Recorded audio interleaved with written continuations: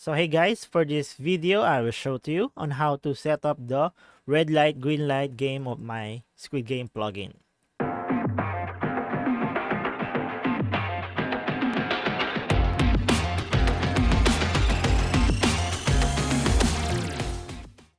So for to start, we need to open the actual settings. So SS red light settings events. So the very first settings that we need to set is the game world. Basically, this is the game world on which the red light green light game will be held. So click this, just click this to set the game world.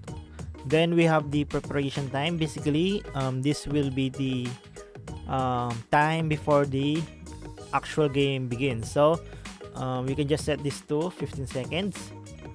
Now we have the actual game time. For the actual game time, we can set this to 300 seconds or 5 minutes depending on your game or depending on your map. Then we have the red light delay.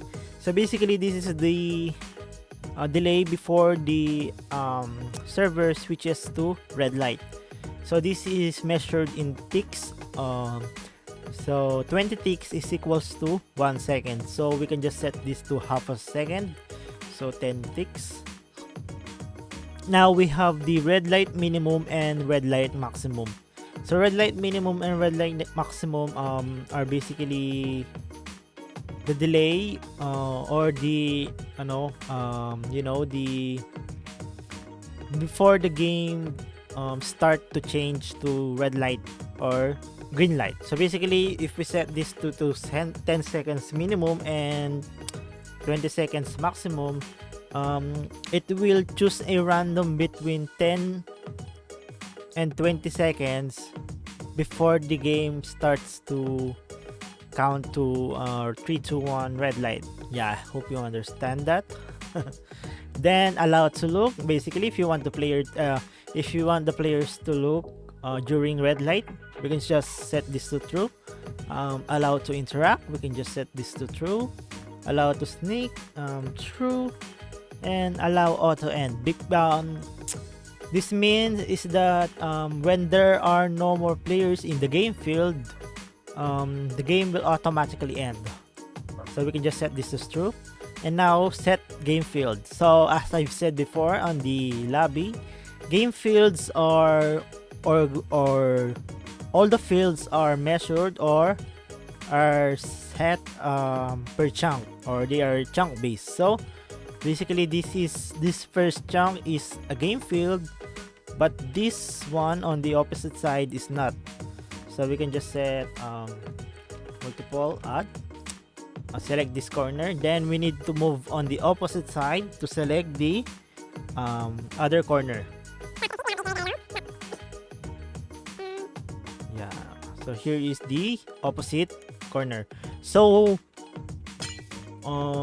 why we have selected this corner and not this corner? Because the game field is only up to here. When players crosses this chunk and move to this chunk, they are already safe and they will the plugin will no longer be targeted. So if it's red light and the players is already on the safe field, or they will not get killed even if they move.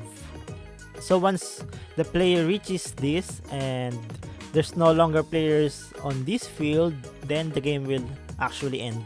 That's why we need to select the game field only up to here and not here, because this is the safe zone. If you set it until here, then the player will still die if they move during red light. Start barrier. So for the start barrier, we have two barriers actually, the start barrier and the end barrier. So start barrier will be removed at the start of the game, end barrier will get removed at the end of the game. So basically that's the difference. What's this? Oh yeah, we don't have barriers. So we can just do it like this. Then SS red light settings event set start barrier, then the selection multiple add, break this first block, move to the opposite end, and then break this second block. Now we have 64 start barrier. So now we can just clean this up,